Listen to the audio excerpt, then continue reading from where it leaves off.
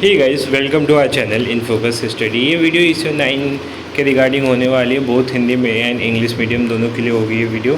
ठीक है, तो आप वीडियो ध्यान से देखना, मैं क्या बताता हूँ। पेपर के पॉइंट ऑफ व्यू से बहुत ज़्यादा इंपॉर्टेंट वीडियो है आपके लिए ये। ठीक है, देखो हम इसमें देखेंगे पेपर का पैटर्न क्या है।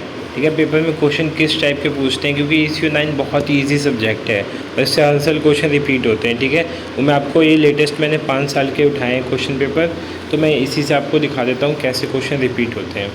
ठीक है, तो लाइक हम पहला क्वेश्चन देखते हैं, मतलब पहला ये 2021 जून का है, तो हम इसको देखते हैं इसमें क्या क्वेश्चन थे कैसे नहीं थे।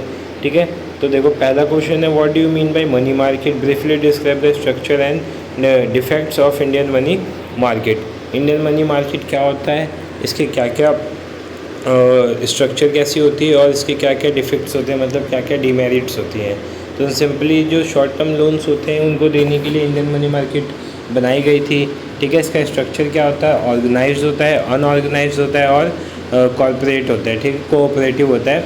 ठीक है, ऑर्गेनाइज मतलब जो बैंक होते हैं जो आपको एक फिक्स मतलब चेक करके देते हैं, मतलब एक आपके डॉक्यूमेंट्स लेंगे वो। ठीक है, एक फिक्स इंटरेस्ट रेट होगा, उस पर आपको लोन देंगे। अनऑर्गेनाइज में क्या होगा, आपने पुरानी मूवीज़ देखी होंगी, उसमें कोई एक पर्टिकुलर गरीब बंदा जाता है किसी अमीर के पास लोन लेने।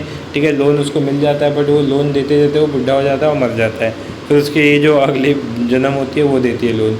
तो ये इसमें क्यों होता है ऐसा, क्योंकि वो फिक्स रेट नहीं होता है और उसको मॉनिटर करने के लिए कोई होता भी नहीं है, बट ऑर्गेनाइज सेक्टर में मॉनिटर करने के लिए होते हैं। ठीक है, तो ये होता है। और इनके बीच जो आते हैं ना, इनके ऑर्गेनाइज और अनऑर्गेनाइज के बीच में जो कुछ चीज़ें आती हैं उसको हम क्या बोलते हैं, कोऑपरेटिव बोलते हैं। ठीक है, तो ये क्वेश्चन आपको क्लियर हो गया होगा। इसके क्या क्या डिमेरिट्स होते हैं वो आप बता सकते हो कि ये जो इंस्टीट्यूट होते हैं उनको लोन देने में क्या हो जाता है, फेल हो जाता है, मतलब एक तरह से इफ़ेक्टिव नहीं होता है। ठीक है, और जो लोन का डिस्ट्रीब्यूशन भी करते हैं ये लोग बहुत बाइस्ड करते हैं, इनका नेचर मतलब वो होता है। ठीक है, इंटीग्रेशन नहीं होती है इनमें। ठीक है, रेट जो होता है वो अलग अलग होता है, तो ये सारी चीज़ें होती हैं। What are the basic types of exchange rate regime, exchange rate regime क्या होता है, ये क्वेश्चन देखो, ये सब क्वेश्चन मैंने पहले ही बता रखे हैं अपनी ओल्ड वीडियोस में, तो वो आप वहाँ जाके देख सकते हो, मैंने डिस्क्राइब भी कर रखा है। ठीक है, तो वहाँ जाके आप देख लेना। एक्सचेंज रेट रिज़र्व्स क्या होते हैं, 3 टाइप के होते हैं, एक होता है फ्लेक्सिबल, एक होता है नॉर्मल, ऐसे करके 3 टाइप्स के होते हैं, तो तीनों आपको अच्छे से कर लेना है। ठीक है, नेक्स्ट क्वेश्चन है, what do you mean by demand for money. ठीक है, मनी वाले चैप्टर से जो फर्स्ट बुक किया है इससे क्वेश्चन है। ठीक है, देखो चैप्टर वाइज आप देखा करो कि किस चैप्टर से कितने आ रहे हैं। 4 बुक्स हैं टोटल। ठीक है, तो चारों बुक्स में से फर्स्ट और सेकंड बुक बहुत इजी है। ठीक है, फोर्थ तो बहुत ईजी है, फोर्थ में 3 चैप्टर हैं, एक्सचेंज मतलब इंटरनेशनल एक्सचेंज वाला है। ठीक है, फिर उसके बाद IMF है और वर्ल्ड बैंक है। IMF वर्ल्ड बैंक से एक क्वेश्चन हर साल फिक्स होता ही है, इसमें भी फिक्स होगा, मैं दिखा दूंगा। जैसे फोर्थ क्वेश्चन आप देख सकते हो, describe the objective and function of World bank, आया हुआ है ना क्वेश्चन। तो हर साल हर पेपर में आपको मैं इन दोनों चैप्टर्स के क्वेश्चन दिखा दूंगा, और फर्स्ट सेकंड चैप्टर से भी क्वेश्चन आते ही आते हैं हर साल। ठीक है, तो आपको अच्छे से करके जाना है। ठीक है, डिमांड फॉर मनी क्या होता है ये कर लो, मोटिव क्या होता है मनी का। ठीक है, मोटिव कर लो, ऑब्जेक्टिव कर लो, दोनों एक ही बात है। Explain the technique of credit control by use by RBI। ठीक है, मैंने अपनी ओल्ड वीडियोस में बता रखा है क्रेडिट कंट्रोल का सिस्टम क्या था। ठीक है, discuss the advantage and disadvantage of branch and unit banking system. जो हम बैंकिंग स्ट्रक्चर इन इंडिया करेंगे तो उसमें ब्रांच बैंकिंग भी आता है और यूनिट बैंकिंग भी आता है, तो वहाँ पे आप इजीली इसको सर्च कर सकते हो। मैं चैप्टर का नाम बता देता हूँ कौन से, मतलब ये आपका सेकंड बुक में है। ठीक है, बैंकिंग एंड थ्योरी वाले चैप्टर में है। ठीक है, तो वहाँ से आप जाके देख सकते हैं। ठीक है, देखो सिंपली हम अगर यूनिट और इसके बारे में अगर हम एडवांटेज डिसएडवांटेज देखना चाहें तो देखो ब्रांच बैंकिंग में क्या होता है, ब्रांच बैंकिंग क्या होती है, ऐसा बैंकिंग सिस्टम होता है जिसमें 2 या 2 से ज़्यादा बैंक क्या करते हैं, ऑपरेटर होते हैं अंडर सिंगल ऑनरशिप। मतलब कोई 2 बैंक क्या होते हैं, 2 या 2 से ज़्यादा बैंक एक सिंगल ऑनरशिप। मान लो आप बिज़नेस स्टार्ट किया आपने। ठीक है, आपका बिज़नेस बहुत ज़्यादा एक्सपेंड होने लगा। ठीक है, तो आपने 1 ब्रांच खोली, 2 ब्रांच खोली, 3 ब्रांच खोली, तो कंट्रोल तो आप एक ही जगह कर पाओगे ना, तो वही दिक्कतें होती हैं। ठीक है, तो दिक्कतें क्या क्या होती हैं वही आपको बताना था इसमें। जिसके मैनेजमेंट में डिफ़िकल्टी होती है। ठीक है, रेड टेपिज्म होता है, वीकर ब्रांचेस होती हैं, आपकी ब्रांचेस वीकर होते जाते हैं, जितना आप एक्सपेंड करोगे उतनी ब्रांचेस क्या होंगी, वीकर होंगी, फिर फंड्स नहीं मिल पाएगा आपको इतने सारे वो खोलने के लिए। फिर मोनोपोली ऑफ पावर। ठीक है, मोनोपोली में क्रिएट ट्रेड करने में भी क्या होती है, दिक्कत होती है। ये तो आपका हो गया ब्रांच बैंकिंग की क्या क्या डिफ़िकल्टीज़ होती हैं। ऐसी होता है आपका यूनिट बैंकिंग, उसमें भी कुछ डिफ़िकल्टी होती है, ठीक है। इसमें क्या होता है, यूनिट बैंक में क्या होता है, अगर यूनिट बैंक की डेफिनेशन आप देखना चाहो तो सिंपली बोल सकते हो ऐसा बैंक का सिस्टम जिसमें क्या होता है, सिंगल ऑफिसर नहीं हो, सिंगल ऑफिसर होते हैं, ठीक है। क्या होते हैं, सिंगल बैंक कंट्रोल करता है, ठीक है। एक तरह से सिंगल बैंक इसमें कंट्रोल करता है। इसके डिसएडवांटेज क्या क्या हो जाएंगे इन केस, और जैसे इसमें जो पैसे होते हैं वो बहुत ज़्यादा लगते हैं, ठीक है। इसको इस्टेब्लिश करने में क्या होता है, पैसे वो होते हैं ज़्यादा लगते हैं, ठीक है। इसमें बैंक्स भी बहुत ज़्यादा होते हैं, ठीक है। और यूनिट बैंक क्या होते हैं, मतलब ऐसी कभी कभी क्या होती है, ऑड कंडीशन आती है तो ये हैंडल करने में भी क्या होते हैं, प्रॉब्लम्स होती हैं इनको, ठीक है। तो ये सब क्वेश्चन है, देख सकते हैं। देखो मैंने बताया था ना, वर्ल्ड बैंक और आईएमएफ भी आया हुआ है, मतलब एक चैप्टर है, ठीक है, यूनिट है, एक यूनिट से 2 क्वेश्चन आए हुए हैं, ठीक है। तो आप इसको अच्छे से करके जाना, ठीक है। मैं इसलिए आपको बताता हूँ कि वर्ल्ड बैंक या आईएमएफ आपको छोड़ना नहीं है, और एक्सचेंज वाला चैप्टर भी नहीं कर छोड़ना है आपको, ठीक है। फिर उसके बाद explain establishment objective and role of SBI, ठीक है। ये भी क्वेश्चन इंपॉर्टेंट है जो रिपीट होते हैं हर साल। बाकी आपको शॉर्ट नोट्स में नहीं बताता हूँ क्योंकि शॉर्ट नोट्स आपके इसी में कवर हो जाएंगे, ठीक है। नोट इशू का क्या प्रिंसिपल होता है, ठीक है, बार्टर सिस्टम क्या होता है, तो ये सब तो आप इजीली लिख सकते हो। हिंदी की बात करें तो देखो पहला क्या है, मुद्रा बाज़ार क्या है, ठीक है। मुद्रा बाज़ार की संरचना क्या है और इसमें क्या क्या इसके दोष बताइए, ठीक है। तो मुद्रा बाज़ार ऐसा बाज़ार है जो कम समय के लिए क्या देता है, पैसे देता है। इसके क्या क्या संरचना है, तो इसका है व्यवस्थित, अव्यवस्थित, और तीसरा मुझे पॉइंट हिंदी में ही नहीं पता क्या होता है, ठीक है। तो आप देख लेना, इसके दोष बताइए, दोष कर लेना। विनिमय दर व्यवस्था के मूल प्रकार क्या है, ठीक है, वो देख लो आप, ठीक है। फिर उसके बाद मुद्रा की मांग से क्या आपका तात्पर्य है, ठीक है। मुद्रा मांग, फिर मुद्रा की हमें ज़रूरत की होती है, ठीक है, क्या क्या उद्देश्य होते हैं वो बताना है। फिर विश्व बैंक और आईएमएफ, ठीक है। विश्व बैंक और आईएमएफ कहाँ गए, यहाँ पे अंतर्राष्ट्रीय मुद्रा कोष बोलते हैं इसको, ये आपको जरूर करके जाना है। अंतर्राष्ट्रीय मुद्रा कोष के क्या क्या उद्देश्य और कार्य होते हैं, ठीक है। विश्व बैंक के क्या उद्देश्य कार्य होते हैं, दोनों आपको कर लेने हैं, ठीक है। उसके बाद आरबीआई के क्या काम होते हैं, ठीक है। आरबीआई के काम क्या होते हैं, आरबीआई मनी कंट्रोल कैसे करती है, क्रेडिट कंट्रोल कैसे करती है, ये आपको अच्छे से करके जाना है। नोट इशू भी कैसे करती है, और शाखा बैंकिंग और इकाई बैंकिंग की क्या दोष और हानियाँ होती हैं, ये मैंने ऊपर बताया, तो आप वैसे समझ जाओगे, ठीक है। नेक्स्ट देखते हैं पेपर हमारा। नेक्स्ट जो है ये कौन से ईयर का पेपर है, देख सकते हैं आप। ईयर नहीं लिखा, ठीक है, ये इसके 1 साल पहले, 6 महीने पहले का ये, ठीक है। State function of money, money का फंक्शन क्या है, फिर मनी ने कैसे हमारे मॉडर्न कैपिटलिस्ट इकोनॉमिक में क्या करिए, मतलब अपना रोल कैसे अदा किया है, ठीक है, ये बता देना है आपको simply. Discuss the effect of inflation, inflation बहुत इंपॉर्टेंट चैप्टर है, आपको मैंने बता रखा है, ठीक है। तो इन्फ्लेशन आपको अच्छे से करके जाना है। इन्फ्लेशन के टाइप्स कितने होते हैं, इन्फ्लेशन कैसे इफेक्ट करता है, उसको कंट्रोल कैसे करते हैं, ये तीनों पॉइंट आपको अच्छे से कर लेना है। How do we control inflation, easy question था, ठीक है। स्टेट बैंक मतलब कॉन्सेप्ट बताना है आपको। सेंट्रल बैंक क्या होता है, ठीक है। हर कंट्री में एक मतलब क्या होता है, एक बैंकों का बैंक होता है, ठीक है, जिसको सेंट्रल बैंक बोल सकते हो, ठीक है। इसके ट्रेडिशनल और प्रमोशनल फंक्शन क्या होते हैं, ट्रेडिशनल में क्या होता है, जैसे सेंट्रल बैंक क्या करती है, मोनोपोली ऑफ नोट इशू, ठीक है। जो नोट इशू, जो मुद्रा जारी करती है वो बस कौन करता है, सेंट्रल बैंक करती है, ठीक है।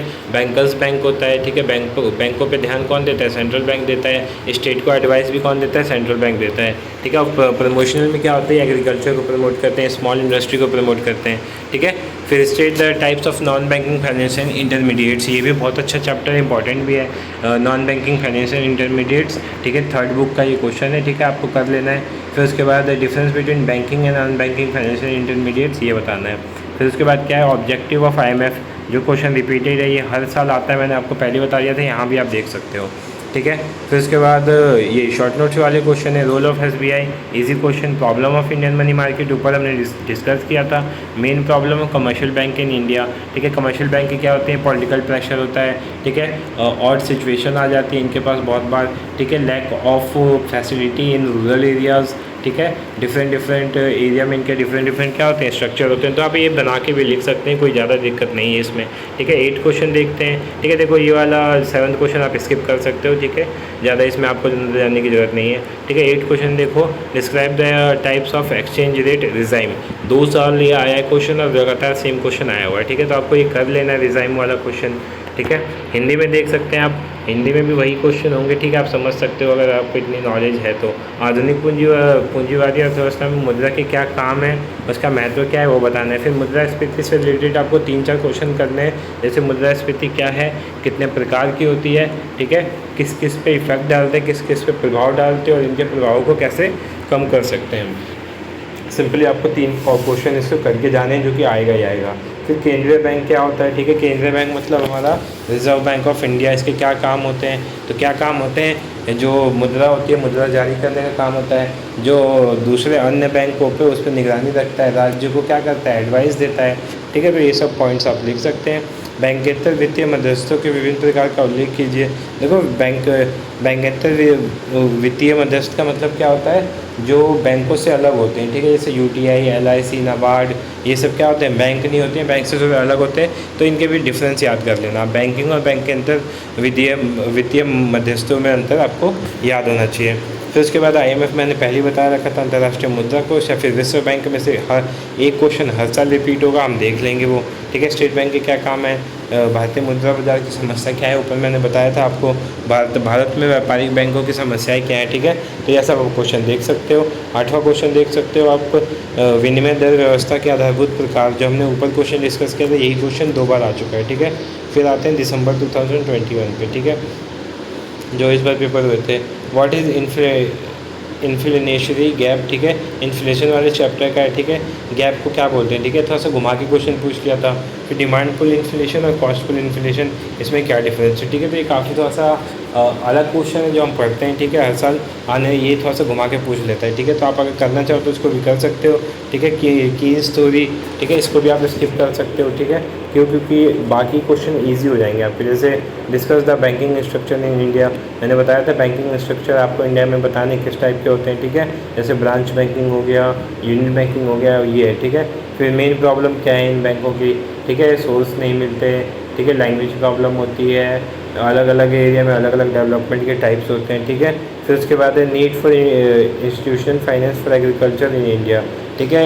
ये क्वेश्चन ज़्यादा आता नहीं है बट आप कर सकते हो, ठीक है, क्योंकि कभी कभी पूछ लेता है ये क्वेश्चन, ठीक है। तो आप देख लेना अगर देखना है तो।